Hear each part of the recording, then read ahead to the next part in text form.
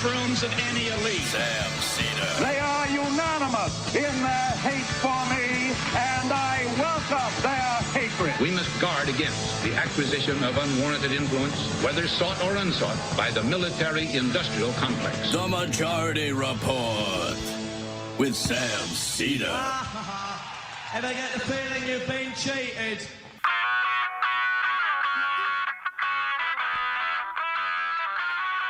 It is Wednesday, July 9th, 2025. My name is Sam Seder. This is the five-time award-winning Majority Report. We are broadcasting live steps from the industrially ravaged Gowanus Canal in the heartland of America, downtown Brooklyn, USA. On the program today, Brandon Roberts, investigative journalist, news application developer at ProPublica. On the failures at the FDA and the munchable parts of the VA. Also on the program today, Memo Torres, director of the award-winning street-level journalism, LA Taco. They were a taco place, and now they're alerting people to what's happening with ICE. Also on the program today, with over 119 dead, 170 still missing in Texas, Trump flounderingly still wants to slash FEMA. Republicans now teeing up a second bill of cuts for the fall. And with the budget deadline looming, July 30th, Chuck Schumer now realizing his budget strategy was an abject failure. In a shadow docket, Supreme Court okays Trump's mass firings of federal workers. Russia launches its largest drone attack on Ukraine a day after Trump reverses Pete Hegseth's unilateral weapons pause. He did it and then forgot about it. Whoopsie. That can happen. Elon Musk's Grok goes full Nazi. CEO says, I'm leaving. I'm goose-stepping it out of here. Not see you later. You were waiting on that one. I honestly, it just came to me. That's how brilliant I am. Copper import tax threat drives prices of copper through the roof. Pam Bondi attacked by MAGA over the Epstein saga. Donald Trump administration sues California over allowing transgender athletes in schools. Alligator Alcatraz costed ballooning from $450 to $600 million in less than a month. Lastly, Trump threatens a 200% tax on imported drugs because why not? All this and more on today's Majority Report. Welcome, ladies and gentlemen. Whoa, it is dropping us right in. Yep. Into a hump day. Hump folks. day. Wednesday. It is Wednesday. It's hump day. Emma Vigland's key phrase. Brian, again, solo today. Matt's back tomorrow, though, right? Tomorrow, thank God. Oh, how you doing? We're chilling. If everybody could just stop making news for a day. I mean, right. I don't know I if mean- Brian was aware of this, but did you know that Emma coined the phrase hump day? Really? Yeah. Is this like an Al Gore internet thing? No, yeah. He actually was very responsible for the internet, incidentally. We got a lot to get to. This next part. Oh, we should also say, well, we'll talk about the merch sales in the wake of Hassan Piker being on the program yesterday. Turns out he has a large fan base. He has a large fan base, and I have several friends who have children who are, between the ages of like 17 and 22. And I now am held in high esteem by those people. Whereas 2 days ago, I could be talking right in front of them and they wouldn't be listening to a word I was saying. They just pretend like I wasn't there. And I'm including my own daughter in that. Understood. Yep. Yeah, he's kind of a big deal. Thanks to Hassan for coming on yesterday. Yes, that was fun. Even though it was like 100 degrees. Oh my God. It was very, very hot yesterday. I have struggled a little bit with this story. I mean, look, the Epstein thing is intriguing. We've never followed it, covered it too much in depth. We've mentioned it from time to time. It is definitely there was definitely something incredibly shady, obviously, and horrific that went on with Epstein. But it is become fascinating to me. Not that MAGA or these right wingers or the Republicans were obsessed with these conspiracies, because that's what they do, but that they could be so angry with the Trump administration, not dear daddy Trump, but all the people around him. They don't care about policy.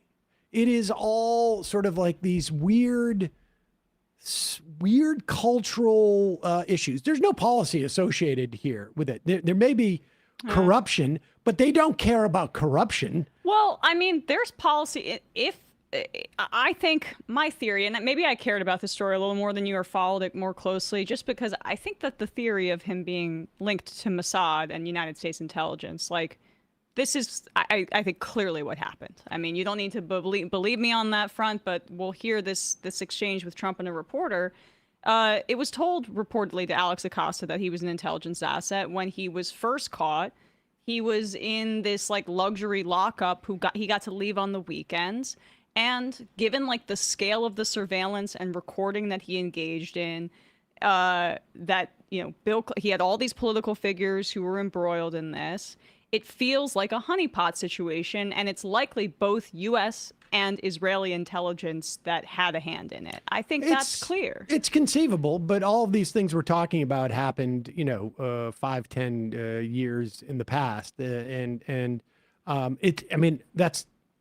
very possible. But in terms of like forward-looking policy, there's no implications whatsoever outside of anything other than, as a political matter, it is causing the Trump administration a lot of headaches.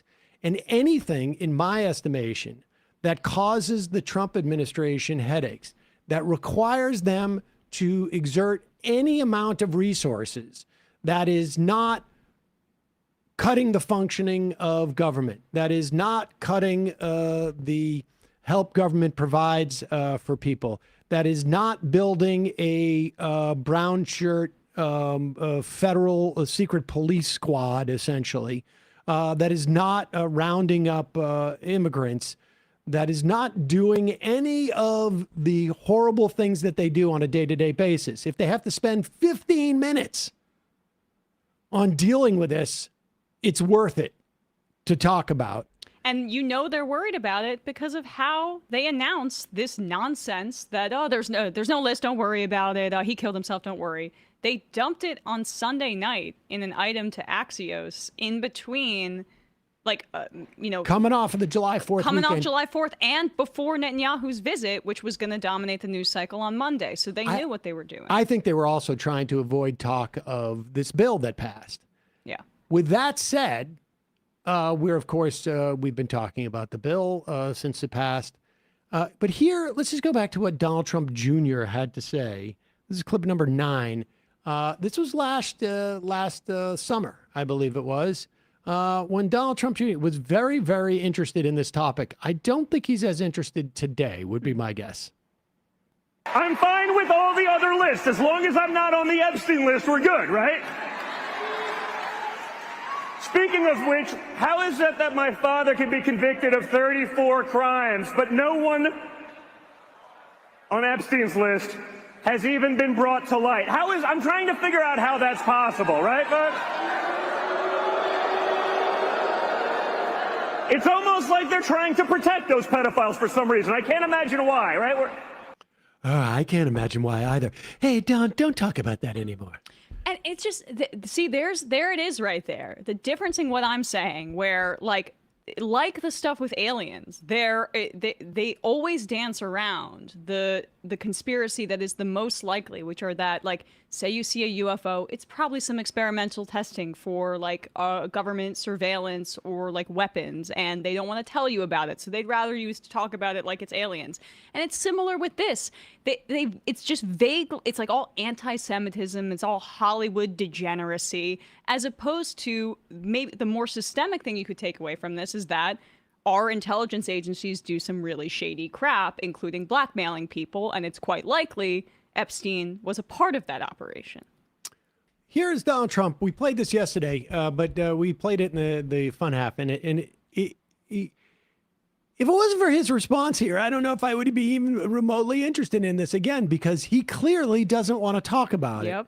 And which is why I think it's healthy to at least throw some chum to the right on this. Sure. Your memo and release yesterday on Jeffrey Epstein, it left some lingering mysteries.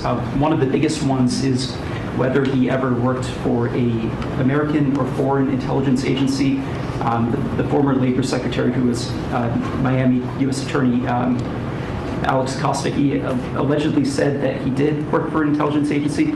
So could you resolve whether or not he did? And also, could you say why there was a minute missing from the jailhouse tape on the night of the set? Yeah, sure. If Could I just interrupt for 1 second? Are you still talking about Jeffrey Epstein?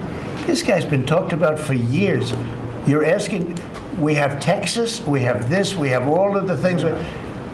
And are people still talking about this guy, this creep? That is unbelievable. Do you want to waste the time, and do you feel like answering? I don't mind answering. I mean, I can't believe you're asking a question on Epstein at a time like this, where we're having some of the greatest success and also tragedy with what happened in Texas. It just seems like a desecration, but you go ahead. Sure. First, to back up on that, in February, I did an interview on Fox, and it's been getting a lot of attention because I said, I was asked a question about the client list, and my response was, it's sitting on my desk to be reviewed, meaning the file, along with the JFK, MLK files as well. That's what I meant by that.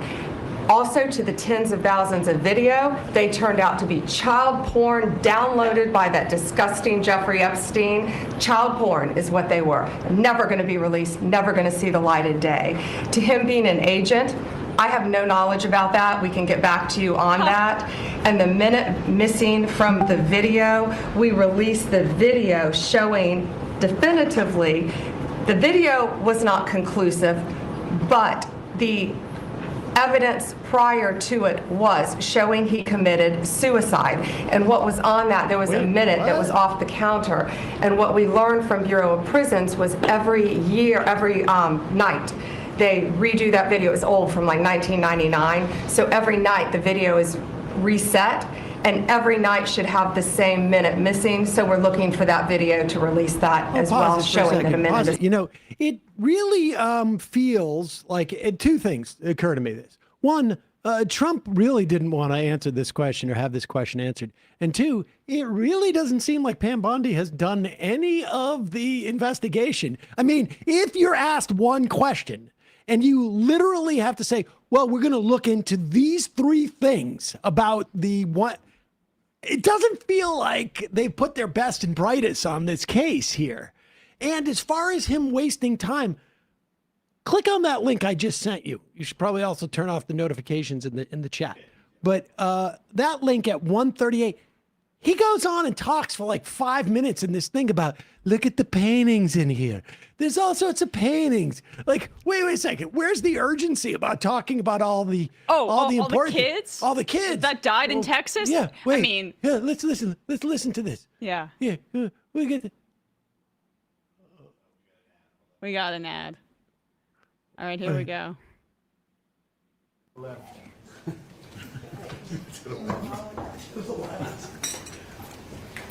I'll go to hour 38. Hour 38. All right. We're finding it. But like that 1 minute that's missing from the footage that she addresses there seems pretty relevant to me. Because that's going out over Brian. We got to go back to us. You can also like make it doesn't prove anything also if he did kill himself because how did he have the ability to do so when he was such a prize like prisoner who had all of this information, and his testimony was going to be so invaluable at the time? That's what we were talking about. We were talking about what this trial is going to uncover. All of this. What is he going to be forced to say? Will he take the stand? And then suddenly he had the means to kill himself in the maximum security federal prison. That doesn't mean it doesn't need to be an assassin going there and doing it for him. It could be a situation where it's like, you're too valuable. Here's the materials. You better do this now. That's like what the conspiracy could possibly be as well. And she's dancing around that too. Oh my God, dancing around it so much. Here, just play this. Just go ahead. All right, forget it. Yeah, let's go to the next one. Let's go to number 5. This is how they are freaking out about this. Yeah, so I guess CNN put together this compilation of the right-wing meltdown, and this is an issue that they seem to care about, actually. Although this is supposed to be about the most transparent administration ever. What on earth is going on? Was Pam Bondi set? We're working on it. This is it. Sorry.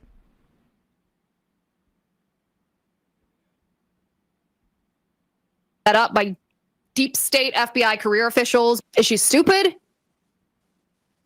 Is she so click thirsty that she got out over her skis trying to make news, being a Fox News star? Pam Bondi, all of it. All those videos were saying, yeah, she's seen the videos. It's all coming out. And then now it doesn't exist. I mean, what? What? The Jeffrey Epstein case, you do not know all the details of this thing, I promise. There are a lot of really obviously powerful people. This part you know, but the specific names we may not. There were so many individuals that were hidden and kept secret and not been held accountable. What you're going to see hopefully tomorrow is a lot of flight logs, a lot of names, a lot of information. The DOJ may be releasing the list of Jeffrey Epstein's clients. Will that really happen? It's sitting on my desk right now to review. That's been a directive by President Trump. So what happened to the Epstein client list that the Attorney General said she had on her desk? Well, I think if you go back and look at what the Attorney General said in that interview, which was on your network on Fox News. That's a quote. Go ahead. John Roberts said, DOJ may be releasing the list of Jeffrey Epstein's clients. Will that really happen? And she said, it's sitting on my desk right now to review. Yes, she was saying the entirety of all of the paperwork, all of the paper in relation to Jeffrey Epstein's crimes. That's what the Attorney General was referring to, and I'll let her speak for that. This seems like unforgivable behavior. How could she give us those phase 1 binders that contained nothing while bragging about the cover sheet that she made, the most transparent administration in history, and tell us that the SDNY had the real goods? The binder was just proof of a deep state cover-up. That was the real story, she told us, only to now say, sorry, there's nothing. If I'm President Trump, I wouldn't tolerate it. Okay, so if I'm President Trump, I would be like, thank you. Thank you. I'm happy that they're all got their panties in the bunch over this. The idea that this is Pam Bondi's like sword to fall. I mean, it's all Pam Bondi. Okay, first of all, why did he appoint Pam Bondi? If she was AG, to release the Epstein thing. She was AG, no, AG from 2011 to 2019. When all of this stuff was coming out about Epstein, she didn't do anything about it. Alex Acosta, previous labor secretary, mentioned there, picked by Donald Trump. Trump was friends with Epstein. By his own words, Epstein said Trump was my best friend for I don't know how long. There's photos of them. Epstein, he was on the plane. Epstein? When Ghislaine Maxwell got locked up, he said, I wish her well. And again, who was president when Epstein died? Trump. And all of MAGA, because this is a cult, they have to pretend like Trump is somehow not complicit in this whole situation when he's the one who has the most direct ties to Epstein of anybody in the cabinet. If MAGA is serious about this, they should be calling for Pam Bondi's resignation. They should. So that Donald Trump can release these documents. Clearly, she's hiding them from Trump. Trump is both incredibly powerful and also a victim of everybody around him. I asked Bondi. Like a country I've heard of. I said, Yeah. release the documents. And she wouldn't do it. And what? I don't know. And now I can't. The office is locked. So, whoopsie. Honestly, it would be a good thing if she got fired, because it would be difficult for them to replace the AG, and it would cause, again, anything that causes any use of resources that is not, leveled at destroying our government is a good thing. In a moment, we're going to be talking to Brandon Roberts, investigative journalist and news application developer ProPublica, about two stories Brandon's written about the Trump administration destroying our government. In one instance, the VA, the other, the FDA's capacity to inspect drugs that come in from overseas. I think about 40% of our prescription drugs do come from overseas. We'll talk to Brandon about that in a moment. Yesterday, we had Hassan Piker on. Yeah. And we got a new hat. It's a Max Left trucker's hat. We're also going to get some, I think, some dad hats in of the same type of logo. But when we started this podcast, I was very, very reluctant to do a merch store because I'm like, this is going to be a hassle. I don't want to be, it's going to be too complicated. We just couldn't do it. And because I just have too many things on my plate. Just every day there's something on my plate. I'm talking metaphorically. I'm talking about the news. And it became then people were like, you've got to have a merch store. Well, thank you to Shopify. Yesterday, we sold 70 hats of that Max Left. People love those. And we couldn't do it without Shopify. Shopify is the commerce platform behind millions of businesses around the world. Things like Magic Spoon, the brand's just getting started, to our own merch store. Shopify has hundreds of ready-to-use templates to help you build an online store that matches your brand. That can be beautiful, edgy, or minimalist, or completely underdeveloped like ours. Shopify is packed with AI tools that help you put together product descriptions, page headlines, even enhance your product photography. And best yet, Shopify helps you with managing inventory, international shipping, processing, returns, and beyond. If you're ready to sell, you're ready for Shopify. Shopify also integrates your, if you do a live show, if you have a shop that's live, but for us, it's, when we do a live show, integrates it with inventory and expenses and all in one place. You can also put it on all different types of social media. It's been great, super easy. And of course, if we have Hassan on again and you have him do another wear another piece of our merch, we can actually easily scale up and get ready for that kind of demand. Turn your big business idea into a cha-ching with Shopify on your side. Sign up for your $1 per month trial. Start selling at shopify.com/majority. Go to shopify.com/majority, shopify.com/majority. And we have all that info in the podcast and YouTube description. Check it out. In a moment, we'll be right back with Brandon Roberts, investigative journalist at ProPublica.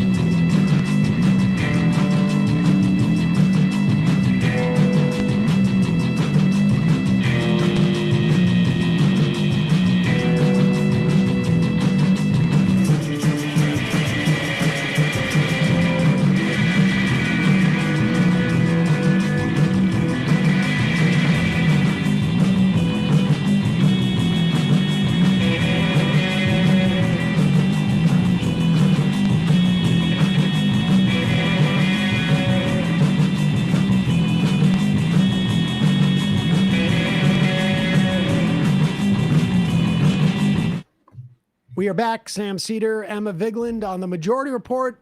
It's a pleasure to welcome to the program Brandon Roberts, investigative journalist and news application developer at ProPublica. Brandon, thanks for joining us. We got two stories that you've written over the past month that I'm interested in. The first is what's been going on at the VA. There was a big story at the VA about how doctors were essentially allowed to decide that if they have religious objections to treating some of the patients there, that's no big deal. Feel free to ignore them if you don't like their politics or their sexual orientation or anything like that, which is completely bat crap crazy in my mind. But the piece you wrote was specifically about how DOGE came in and decided to, I don't know, it's almost willy-nilly, but they sort of pretend it's not, to just like start cutting. Right, exactly. Yeah, so the story goes, there's this DOGE guy, Sahil Lavinia. He shows up to work at VA as part of DOGE. And essentially, where did he come from? Where did he come from? He has a background in tech, so he's done startups. His startup Gumroad has been around for a long time. He's got a blog where he talks about it, but it was like a large regular startup that was raising money, hiring people. Then it all kind of fell apart, and then he sort of figured out how he could go without employees and use AI and automation to kind of run his company. So it's a very small thing. But he's, that's like part of his success story, is that he's used AI to, continue this company that would have otherwise failed. And he kind of brought that approach over to VA. Day one, he gets asked, hey, we have this executive order.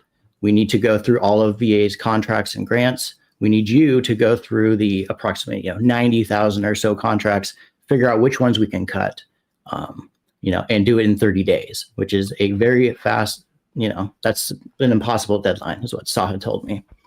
To him, the natural. Can we just sit on that for 1 second and realize just how insane of a task that is? The idea that none of these contracts, to assess these contracts, you need to have exactly zero understanding of the largest government agency or enterprise that exists. I mean, the VA is basically like running almost like a small country, right? I mean, it's like we're talking about not just health insurance, we're talking about hospital services, we're talking about social services, we're talking about employment services for millions of people. And it's one of the most complicated agencies that we have. And a dude who comes in who did a processing, like basically an e-commerce site, comes in and has 30 days to make a determination on 90,000 contracts. Like, I wouldn't even trust that person, or anybody for that matter, to do an assessment on a contract. Right. And, Sahil, the DOGE engineer, he would be the first to, kind of agree with that. He has no background in this. They asked him to do it and he was going to do it. So in his mind, the only way to do this was use AI. And what,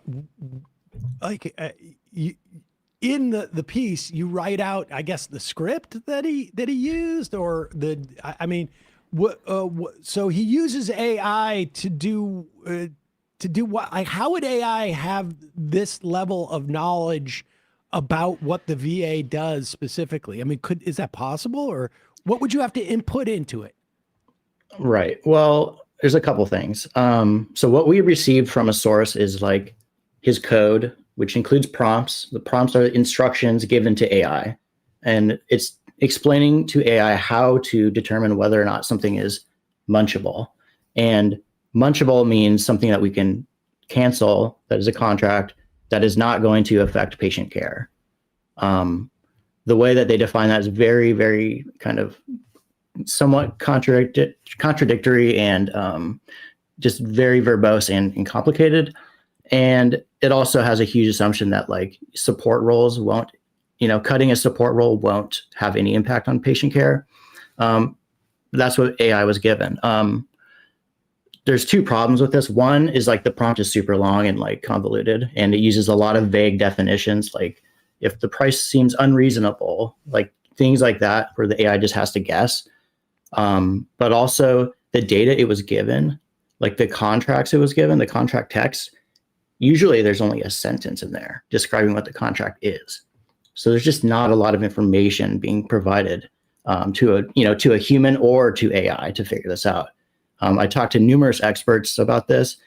Experts in AI, they were like, this is possible, but not this way. They thought it was ridiculous and just incompetent. Honestly, a lot of them thought that, and they just got the sense that whoever was doing it didn't really know what they were doing.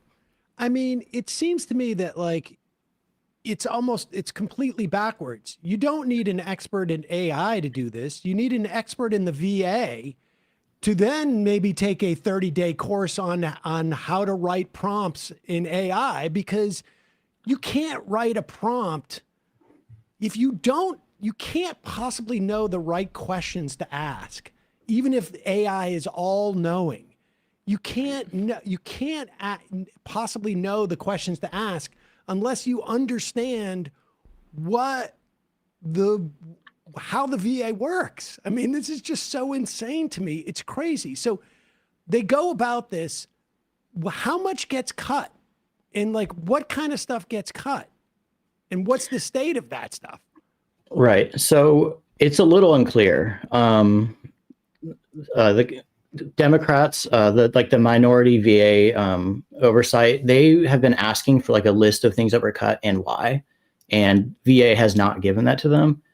We can see in USA Spending, which is like the government kind of catalog of contracts, we can see, I think like 900 have been cut that we can see, but that doesn't give us the reasoning.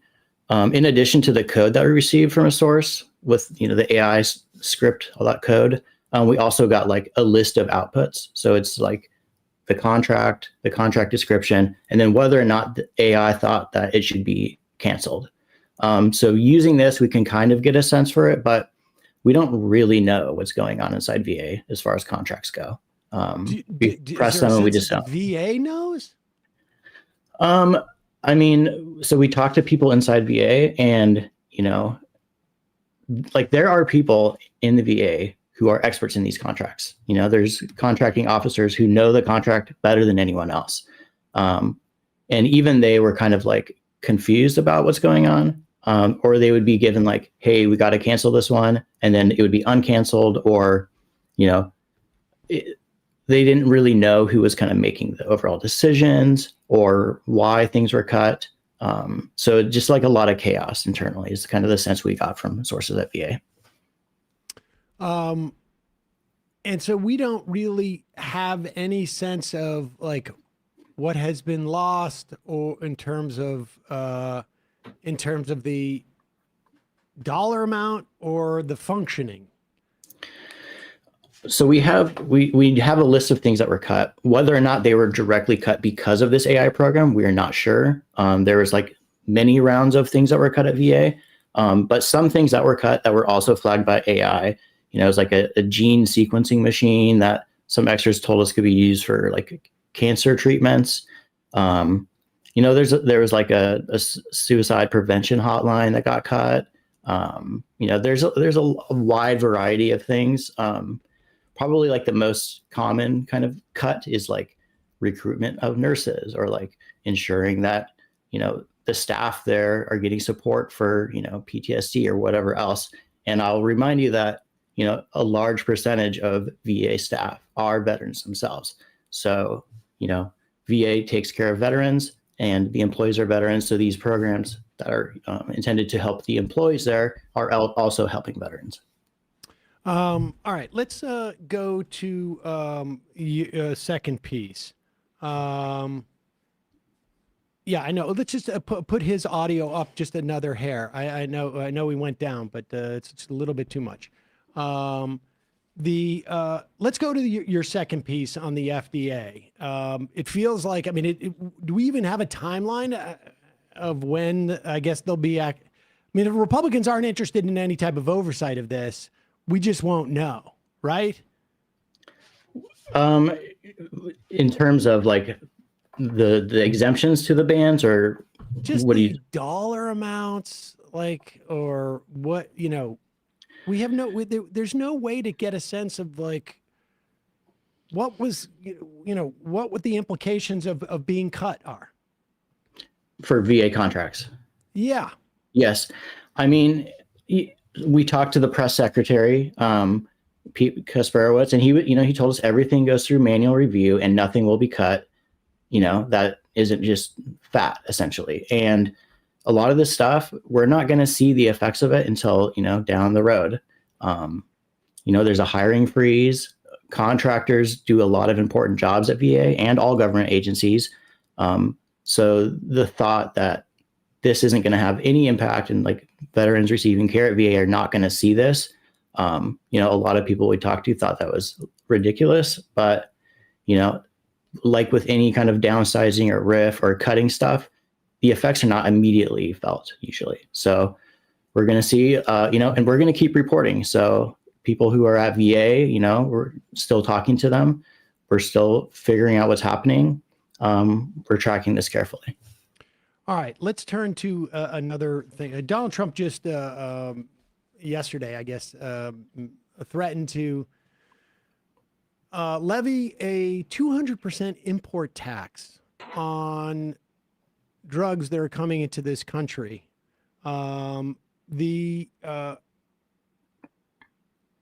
one problem, that it could be incredibly expensive to get those drugs. The other problem is that they seem to, the Trump administration has also simultaneously rolled back the inspector structures that we have in place and safeguards to make sure that those drugs that are being imported are safe. Walk us through that. Well, first, let's just start. What percentage of drugs in this country are imported? I do not have a percentage on that. Like with anything drugs, it's kind of hard to get data about, the market or whatever.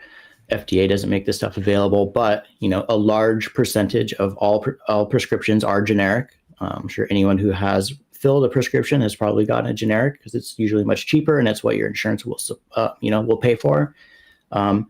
We also know that a lot of generic drugs are made overseas. So it is a significant portion. My understanding, I think I saw like around 40% when these things, but let's assume it's greater than zero. It's certainly greater than 10 or 20%, and it's probably less than 50%. So we're talking about a significant amount of drugs that are taken by Americans. And how are these, how does the FDA generally make sure that these drugs are safe if they're, manufactured in other countries? Right. So like the primary thing that they do is they go and they inspect. They send inspectors overseas to these facilities and they check them for all kinds of things. Sometimes it comes back good. Sometimes they find that like they've been destroying records, or that there's mold or like contaminants, and like they find all kinds of issues. The inspector then can issue a recommendation about what can happen, but the inspector does not get to say what happens there. It is up to FDA to decide what do we do once we've identified these issues, and that is what our investigation looks at. And what did you find in terms of like the FDA's capacity to ensure that these drugs are being made in like a safe manner? Right. Well, we identified multiple manufacturers of drugs who had been cited over and over. So FDA knew that there were problems with these facilities, and meanwhile, they continue to grant them more approvals to create new generics, and they also granted them exemptions. So when an inspector goes and finds issues at a facility, the FDA will then sometimes issue an import ban, meaning no drugs from this facility are allowed to enter the US. But what they will do is they will sometimes exempt certain drugs. So if there's a shortage or there's a number of reasons, but they will exempt certain drugs from the ban. So you could be getting drugs that come from these facilities that potentially have, contaminants or whatever issues, and you're going to pick it up. That is a definite possibility, and that people we've talked to suspect that happened in a lot of their cases. And my understanding is, how many of these inspectors have been fired in the 6 months of the Trump administration? And tell us about the dynamic of, you could keep inspectors, but if you don't have their support staff, it doesn't matter. Right. I don't have the exact number of inspectors fired, but it is a very complicated thing. Because it feels like they fire 300 people, then they realize like, oh, we can't manage without those 300 people. Let's hire back 75 of them, and then 50 are still available, and the other 25 are like, I'm not coming back. Are you kidding? There's no job security. Right. Exactly. Yeah. Getting numbers on this is hard, but anecdotally, we know, people are leaving, and a lot of them have critical roles, and some, like, the uncontrolled nature of this buyout, anyone can leave. So like an entire office can leave, and they have no way to be like, well, actually we need that office, so like only like 20% can leave. No, there's no controls on this. So that is why I think we're seeing this rehiring, which is like incredibly wasteful. People leaving, they decide they need them, then they have to rehire. A lot of these people are on administrative leave, meaning we are paying them to do nothing, and then also we're short staffed, and then also hiring. So it is not an efficient strategy for downsizing government, if that even is the goal. I mean, it feels like the one through line between the story about the VA and the story about the FDA is that people are making crucial decisions without any information about what they're talking about, like without any knowledge.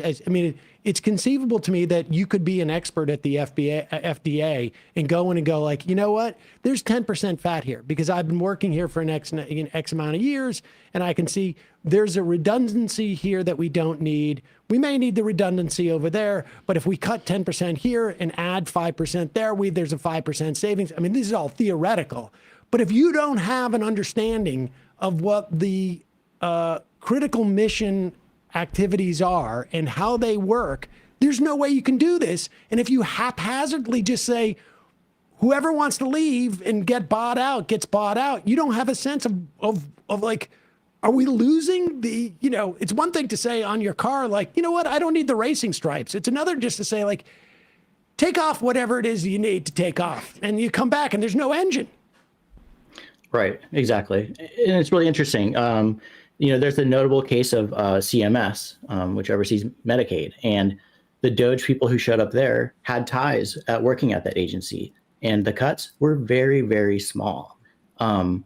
So, the more knowledge they have, oftentimes the less they cut. Sahil, the DOGE VA coder, he showed up expecting there to be tons of waste, fraud, and abuse, and it'd be really easy to find this stuff.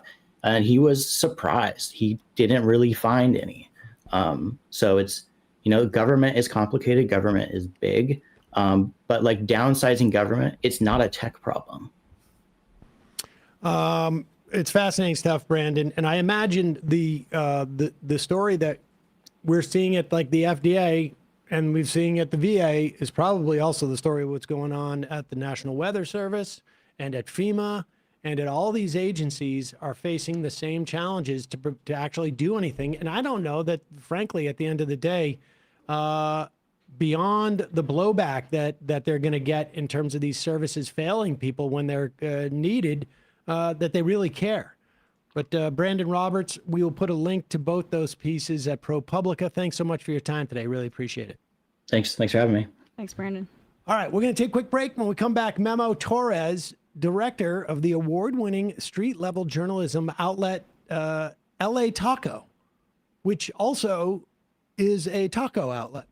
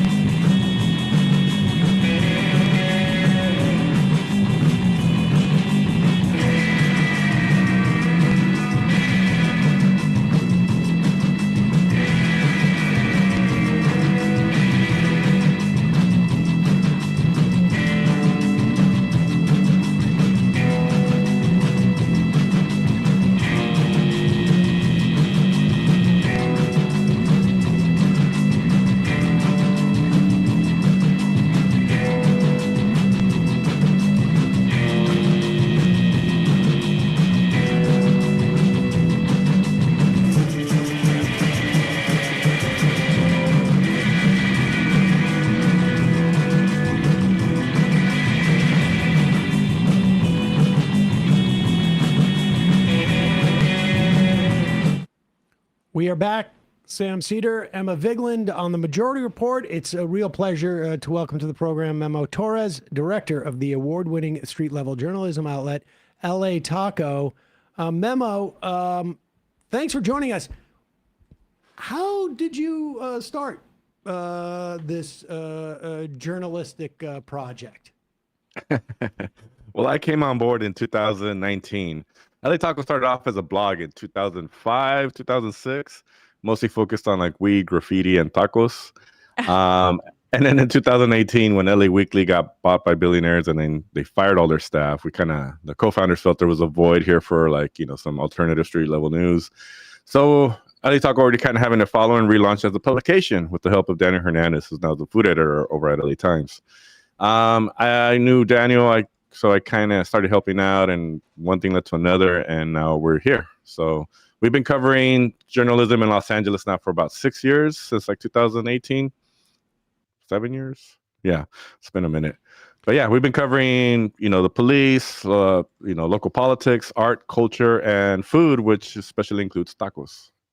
And my understanding is that you guys have obviously, in the wake of what's been going on with ICE over the past several months, have basically dedicated a lot of your resources to becoming almost like a clearinghouse for reports on what ICE is doing. Yeah, I mean, we kind of found ourselves at a intersection here of ICE attacking specifically communities we cover. We pride ourselves in covering all of LA, especially parts that kind of get overlooked by larger media outlets, which is where ICE is really attacking. They're also attacking a lot of the street vendors, which is something that we specialize in covering. So we kind of found ourselves in this position to, really know and have connections all over LA and being able to talk effectively about all the situation and cover it really well. So, yeah. You won awards previously, I was seeing, for your food journalism, and that that combination of kind of being embedded in the community, I feel like, and covering LA the way you do, probably puts you in a unique position right now because, frankly, we're still not seeing the national coverage, I think, that is requisite to meet the moment of what's happening in LA right now. What I'm hearing from my friends out there is that it is a horrifying scene and that there are folks who are afraid to go out in public, and communities are ghost towns at the moment because everyone's afraid of this ICE Gestapo ruining their lives and tearing their family apart. Yeah, it's really, I mean, it's almost like a cleansing of our communities in a way, because the amount of street vendors that are out is down way low. I at least half the street vendors are gone, if not more. Communities that are largely Hispanic are really being hit hard economically. People don't want to go out on the streets. People are ordering food, picking up to go. They're getting taken when they're trying to go to the market. They'll follow them to the market parking lots and take them from the market parking lots when they're trying to get food. Gardeners are being taken off the streets. Street vendors, people from bus stops, people at the bus stops just trying to go to work are getting taken by ICE. It's a frightening situation for a lot of the communities, especially Latino communities in Los Angeles. Okay. Sorry, we're just getting some sound issues again. We're working on that. Give us a sense of what, how much was the communities that you cover and report on now and just were obviously embedded in, how prepared were they for this? I mean, in the wake of the is there a level of sort of surprise, or were people sort of gearing up for something like this? No, I don't think anybody expected this to happen. I mean, Trump had talked about going after the violent criminals, right? He didn't ever talk about going after people at their workplaces, people at their courthouses, people trying to sell food on the streets, people mowing lawns. There was never any discussion of that. So people were vastly unprepared, and it was completely unexpected, to the point where you have a lot of people that had voted for Trump being like, whoa, this is not what we voted for. There's a lot of backlash towards fellow Latinos that voted for Trump. I think when it all happened, it was June 6th, and it was started off with the first ICE raid in the garment district at an apparel company. And that just kind of sent shockwaves because the way they came in hard, fast, took, I don't know, like 20 or 30 something people. People came out to immediately on the streets to confront them. One person got in front of a minivan, an ICE agent driving a minivan with people in it. He drove, just hit the gas pedal, almost ran him over, knocked the guy back on his head. Guy luckily survived. But just we've seen reckless behavior and actions from ICE, Border Patrol, wherever these mass agents are. How is it, do you think, that was the understanding, that was what Trump was going to do? I'm just curious as to, like, because, I mean, look, we do this every day. We spend 3 hours a day. We're covering this campaign. And so, the level, we're seeing the signs that say mass deportations. And your average person who is not in the business of doing political news, they don't necessarily, people go and vote and maybe they tune in 2 weeks beforehand. But how prominent was, like, right-wing or Trump oriented media or advertising hitting the communities that you deal with?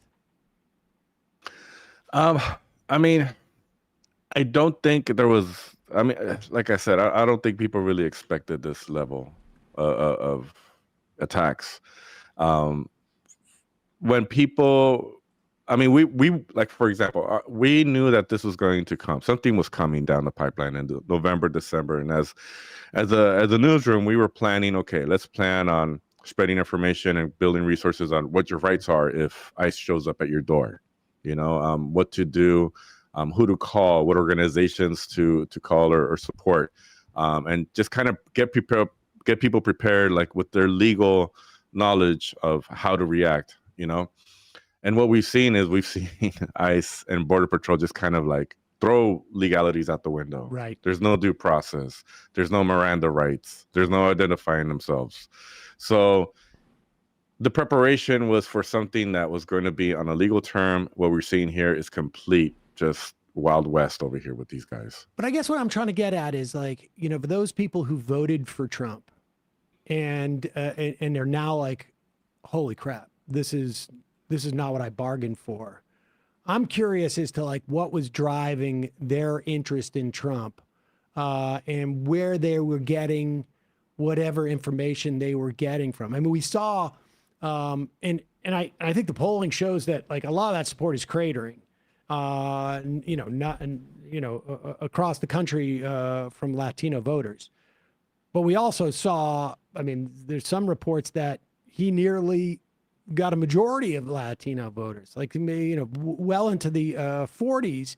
And I'm just curious as, like, how that happened when this happens 6 months later. You know what I mean? Yeah. Well, I mean, look, I think, first of all, I think we shouldn't still fixate the Latino voters as to, like, one monolith. Right, one monolith. That's true, right. Yeah, no, there's spread out. Like, if you look at Cubans in Florida, they were highly supportive of Trump versus, like, Mexicans in Los Angeles, which were highly against Trump. Yeah, right? But I mean, Cuban in Florida, they always tend to vote Republican because of the relationship between Cuba and the United States, and the people who end up leaving Cuba tend to be, more anti-communist, more, Right. I mean, that's almost, there's a certain sort of, like, class associations, if not actually, like, material issues that come from there. So, I mean, that's a unique case. But if Trump is getting that close with the Latino vote, it's not because of Florida, Cubans in Florida. There's another thing going on. Well, I think, there's also the religious factor. A lot of Latinos, especially Mexicans, are hard Catholics. So they'll vote their religion. So issues like abortion, for example, is a huge one. That one issue will get Trump a lot of Latino votes because they're super Catholic, they're anti-abortion. They'll vote according to whichever party represents their religious beliefs. So that's one huge one. Doesn't mean that works across the board though. But as far as like the I can't speak for everybody and where they got their information and where they went towards, but people that I did speak with, I've had some distant family members. I at a reunion recently I was speaking with. A lot of them, honestly, just greedy. They thought they'd get better benefits. They think they'd make more money. They'd pay less taxes. A lot of it was just financial based. People thought they'd be better off. They get fooled into the whole, like, oh, taxes are higher now without realizing it's Trump's tax plan still, so screw Biden. We want Trump. And that's kind of been the common theme I've seen from a lot of people. Cost of living. It was here in New York. I mean, Zohran Mamdani got on the scene interviewing folks who were largely immigrant populations about why they voted for Trump or why they stayed home. And some of these people are like in AOC's district and split their vote on that front. And they were saying it was cost of living. And that completely seems to track, at least for me, with a lot of some of the working class support that he picked up. What's really, troubling for me to see, at least observe from the other side of the country, is it appears like ICE, and correct me if I'm wrong, they're targeting street vendors specifically in LA. Other jobs, we're hearing talk about raids on construction sites, and I think farm workers we're about to get into a really important season for harvesting, and there's concern that people aren't showing up for those jobs. Like, what are you seeing in LA in terms of like the communities and the people in certain occupations who are most affected by what ICE is doing? Well, from what I've been observing is ICE is basically, they're going out without warrant. So they're attacking people that are most vulnerable. And those people that are most vulnerable are in public spaces, right? They're the day laborers in the parking lots. They're the street vendors on the street. There are people exposed working at car washes. So ICE is really just going after people that are out there and exposed. You rarely see them going into actual buildings, although recently they started getting a little more bold and going into actual Home Depots instead of just the parking lots. I saw a couple instances where they go into car washes and go to the back offices, and they're getting a little bit more bold there. And I think it's important for those kind of businesses to understand their rights, so that they can stop it, but you have to stop them because they know ICE knows that they're not allowed back there. But they'll go wherever they go until somebody actually gets in front of them and asserts their rights and says, no, this is a private room. I need a warrant. You can't go back there. And that does work, but you just need somebody who's brave enough to assert that. So for the most part, what ICE is doing is like, they see gardeners on the sidewalk, working, mowing the lawn in the front of a house or an apartment building or whatever it be, trimming trees in a parking lot. So they're literally just going after anybody that's exposed out in public areas. What's happening in terms of like the LAPD and to the extent that you're aware of other police forces too, like what is your sense of what's happening with the dynamic between the localities and the ICE? I mean, I think I just saw a piece on that you wrote, the Daily Memo on a mayor who very aggressively, I can't remember the town off the top of my head now. Belgardez? Yeah, very aggressively, basically he's keeping ICE out or attempting to. Give me your sense of like what's happening in there, and if the political winds are shifting. And, I noticed Karen Bass got out to MacArthur Park pretty quickly, seemingly more aggressive than she was, I want to say like 3-4 weeks ago.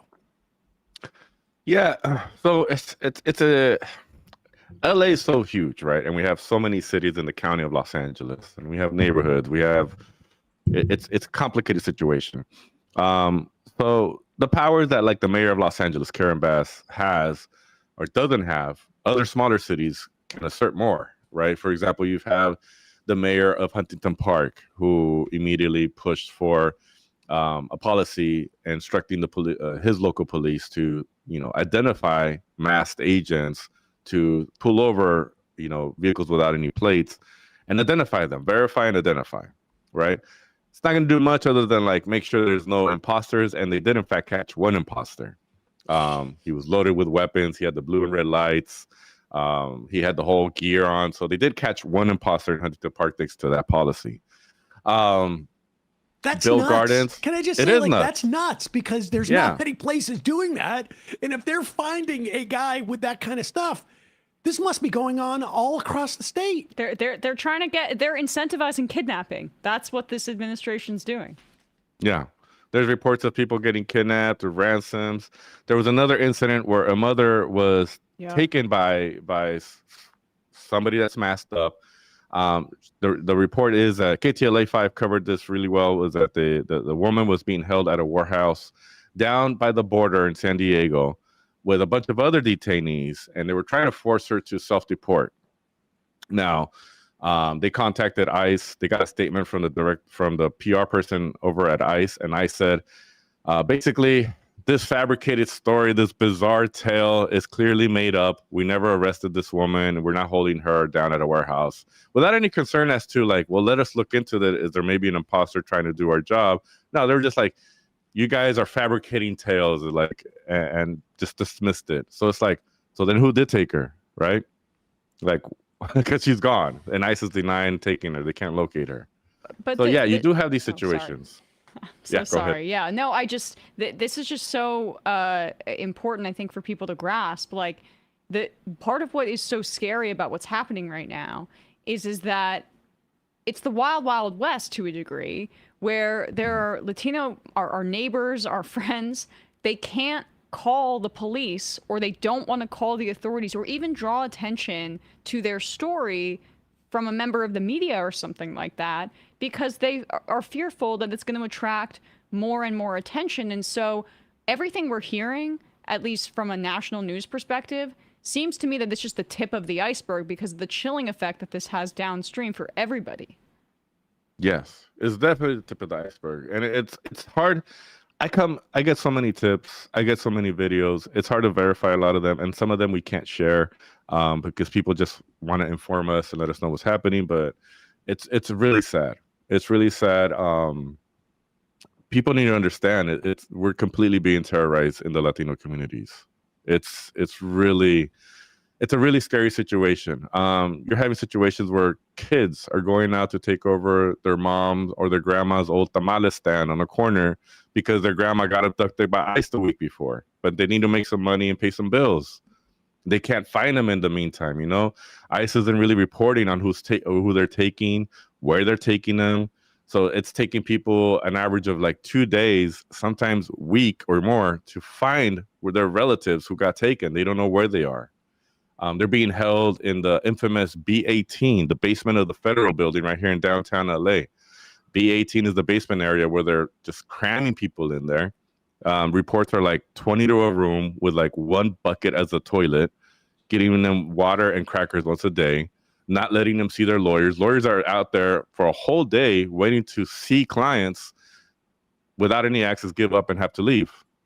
It's really a horrific situation. I think people need to understand that. I think that, and another thing is that they think people are actually getting caught and deported. You look down at the newspapers in Mexico, and they're asking last week they started asking, well, where are all the deportees? We were supposed to be getting this influx of thousands of deportees. Where are they?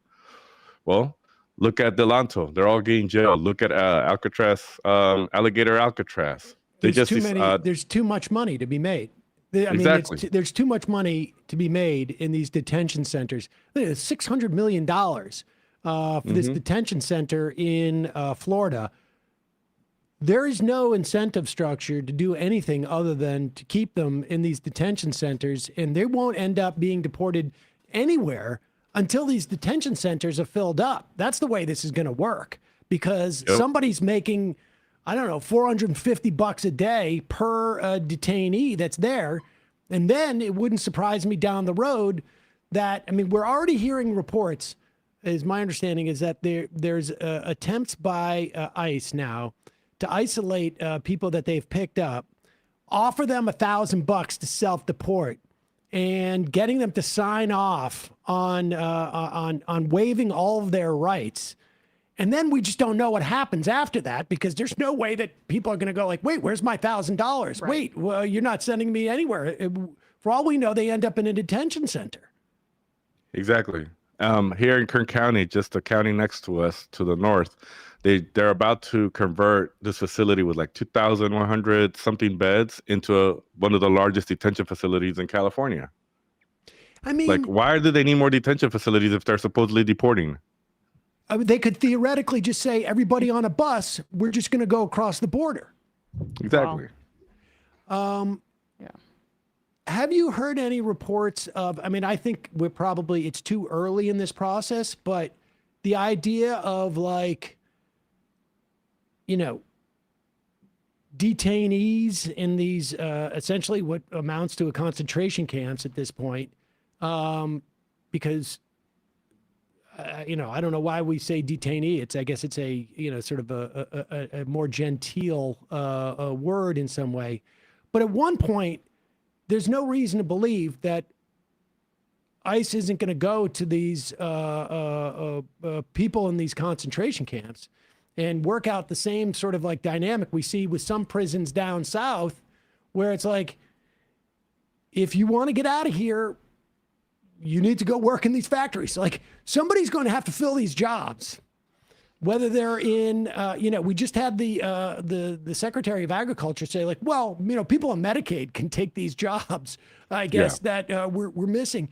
Well, that's not going to happen. Everybody knows that's not going to happen. These jobs are going to have to be filled. And the idea of like, well, pick some almonds for us and then, for free, and then we'll let you go in 3 months. I mean, to what extent are people like sort of like, now with this greater awareness of how bad it can get, are people starting to sort of like speculate about where this goes?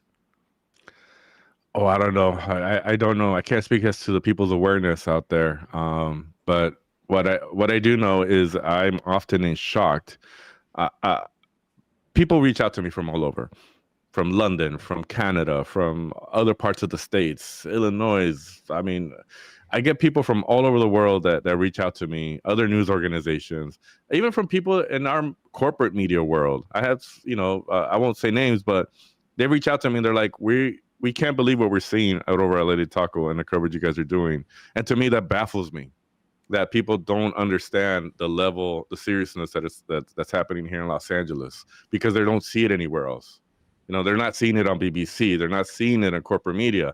It's like people always tell us, like, you guys are at the forefront. You guys are leading this. It's like, why is a little taco publication at the forefront of this? Why isn't everybody talking about this? It's frustrating. It's like, great, we get praise. We're on the Washington Post. We're on NPR. And they're like, yeah, you guys are doing a great job. It's like, why aren't you? Why isn't everybody else doing this? Like, why do we have to be working? I'm working like 14-hour days trying to cover everything, and I can't cover everything. Our team is working their butts off. And luckily we have LA's coming out and supporting us in droves. We've had fundraisers. Eva Longoria dropped the money, a match, and we have a lot of support, and we're really grateful and thankful. But at the same time, this isn't something that we want praise for. This is something we want more people to cover and understand what's happening.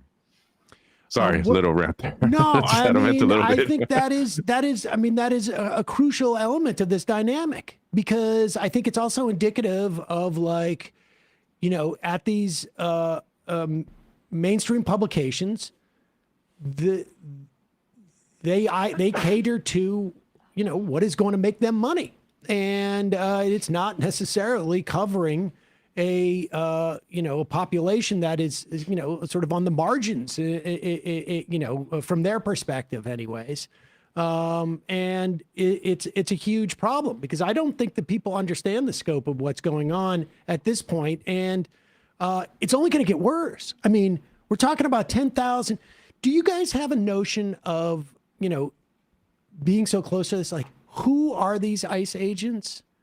Because the next round of 10,000 of them, as far as like, to the extent that I've, know people who have dealt with these folks, had direct contact, it tends to either be sort of like vets who have left the military early, or people who couldn't become cops, or bounty hunters who want to get a little more official. And I can't imagine, I don't know if it's going to end up being prison guards or what. Like, there's going to have to be, I don't know what type of mentality you have to be in this kind of work, as it were.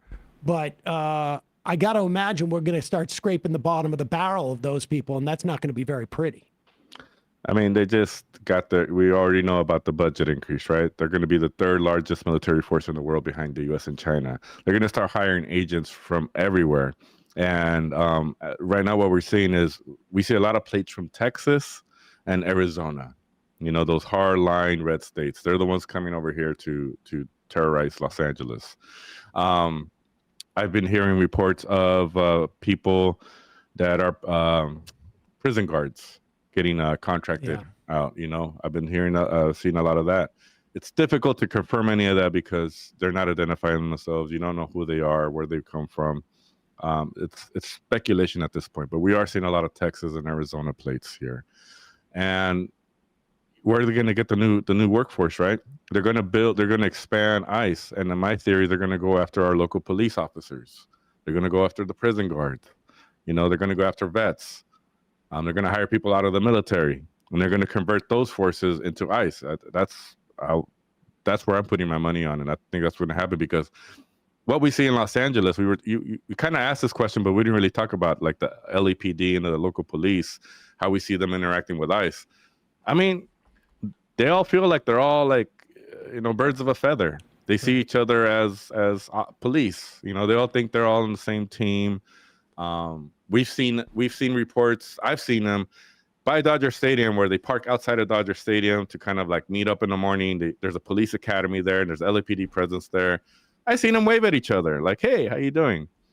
I saw a video that Kalo News shared where a sheriff, an ICE agent, went into the sheriff's office, and they caught on video where the sheriffs were like, "Hey, we're glad to see you here." Like they're birds of a feather. And what we saw at the protests here, the No King's Day, and even the protest, it was like 9 straight days of protests here in Los Angeles. What we saw is that it was almost like LAPD and the sheriffs were trying to like show off to ICE, like, we can handle this crowd, and they went nuts, tear gas, rubber bullets, just attacking the crowds. It was almost like they're measuring their carrot sticks out there. So that's what we see. It's like it's hard to depend on the local police force, and then not to put a blanket on every single police officer. But as an agency, they do see themselves as birds of a feather. That's at least our perception of it. What and I imagine what happens in California is not going to stay in California. I mean, I think New York is going to be next on the list, frankly. But from your perspective, what are things that we should be preparing for, both in terms of like folks who are in the community, and also just even from the perspective of like a small media outlet, somewhat similarly situated to yours, without the food expertise. But what would you recommend, or what kind of advice would you give us? Look, I would recommend everybody be ready to document, first and foremost. Document, be out there with your phones, keep your distance, don't interfere, but document and share. This is important. It might not help now, but it'll help later. And at least it kind of lets people know as to what tactics they're doing, right? Like in Los Angeles, we've seen a little bit of change of tactics. Like they'll go out in construction uniforms, or they'll dress like they're day laborers, go to a Home Depot parking lot and just kind of wait until there's enough, day laborers show up, and then they'll call it in and they'll come and raid the place. We see things like that, right? Oh, so they're basically using like honeypots. Guy shows up in a pickup, looks like he's got a job site, waits for a half a dozen or a dozen guys to come over and start saying like, okay, I need 3 guys to do framing. I need well, I don't know if they're actually going and like calling them. They're just kind of like go and hang out there. You know what I'm saying? They're not really approaching them. But they're starting to send out spotters. That's for sure. We're seeing reports of ICE agents going out and just kind of spotting, taking pictures and reporting. And then moments after that, you'll see like a wave of trucks come in. I recommend people also mask up. honestly. They're starting to use facial recognition.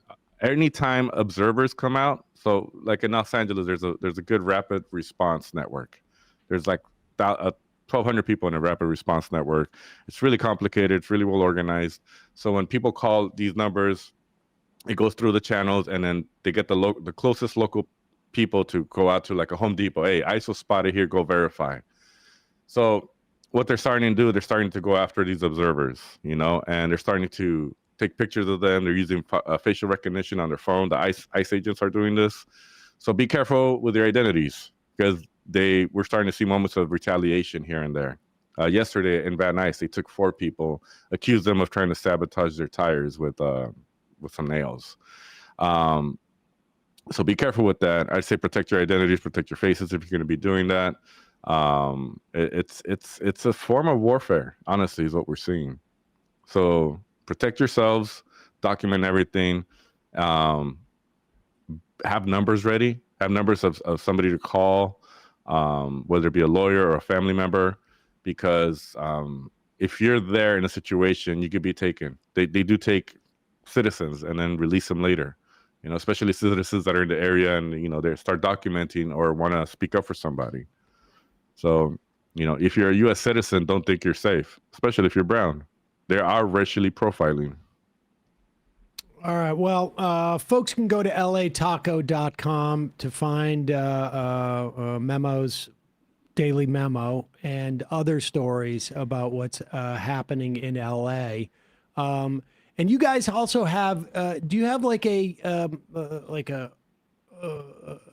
apparatus to report sightings or anything like that?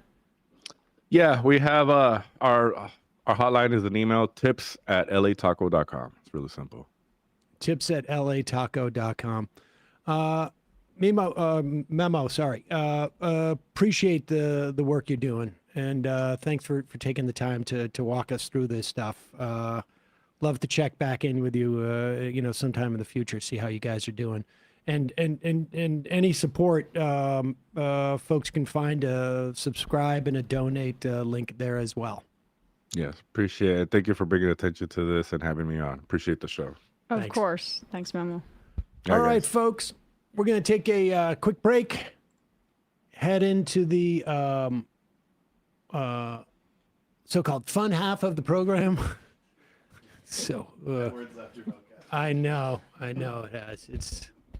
It's always in quotes these days. Head over to lataco.com. Give those folks some support, and also I would imagine also going to be helpful to write into whatever publication that you watch or read on a regular basis and say cover this stuff. I think both as a matter of broadly the politics of this, but also in terms of helping people. The more coverage this gets, the better. There was that old saying with that paper, democracy dies in the darkness. They don't do that anymore over at the Washington Post, but well, they're doing better than the New York Times, at least. Oh my God. They did? I mean, the Washington, well, not to step on your very good joke, but at least the Washington Post, like the New York Times, has made itself into such an embarrassment that the Washington Post looks so much better by comparison. I know it. It's a race to the bottom. Yep.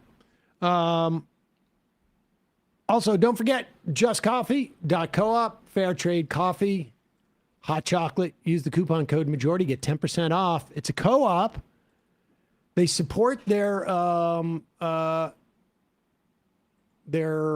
farmers in Chiapas and in Africa in a way that most roasters do not. So check them out, justcoffee.coop. Check that out. Also, Left Reckoning, I think... They streamed last night, and I'm just going to read their YouTube title. Okay. Who's to blame for Texas flood and Trump threatening Zoran? That was live last night. Yeah, it was Matt on there. I know that I've read that Griscom's been doing very good coverage of the... What was that? But it rings a bell every time you look for Matt? It was a YouTube ad. Oh, okay. I've heard very good things about the coverage that Grissom's been doing about the stuff in Texas. Oh, yeah. Check that out. Matt Free. Whoa. Actual vacation for Matt. Somebody's really playing video games overtime. I mean, he's been enjoying. I think he's been home, right? Not to give out his assassination coordinates, but he's been tweeting some nice photos of nature. But he still tweets. He's still getting his blood pressure up and going after folks on Twitter, which I can relate to. In between, probably listening to a book while playing some video game. A book and at tweeting. 4 times Exactly. speed. A book at 4 times speed to like a level. Sometimes his phone will accidentally play, and you'll hear how fast it is, and it's like I woke up from a nightmare, and it's still I still remember it. I'm like, oh my god, it sounds like a horror movie. He's like Alvin and the Chipmunks for him. Yep. He's got to speed it up. It's Folks, intense. See you in the fun half. 3 months from now, 6 months from now, 9 months from now. And I don't think it's going to be the same as it looks like in 6 months from now. And I don't know if it's necessarily going to be better 6 months from now than it is 3 months from now. But I think around 18 months out, we're going to look back and go like, wow. What? What is that going on? It's nuts. Wait a second. Hold on for a second. Emma, welcome to the program. Hey. Matt. What is up, everyone? Nomi Key. You did it. Let's go, Brandon. Let's go, Brandon.